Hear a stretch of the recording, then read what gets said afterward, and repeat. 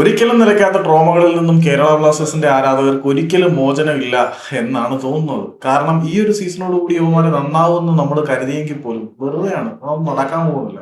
Durand കപ്പിൽ Kerala Blasters participate ചെയ്യുന്ന കാര്യം ഇപ്പൊ സംശയത്തിലാണ് എന്നുള്ളതാണ് ബ്ലാസ്റ്റേഴ്സിന്റെ ആരാധകരെ സംബന്ധിച്ചിടത്തോളം ഏറ്റവും വേദനിപ്പിക്കുന്ന ഒരു അപ്ഡേറ്റ്. കാരണം ഡ്യൂറന്റ് കപ്പ് കളിക്കാൻ വേണ്ടിയിട്ട് സന്നദ്ധത ഇതിനോടകം അറിയിച്ചിട്ടുള്ള ക്ലബ്ബുകളുടെ പട്ടികയിൽ ബ്ലാസ്റ്റേഴ്സ് ഇല്ല.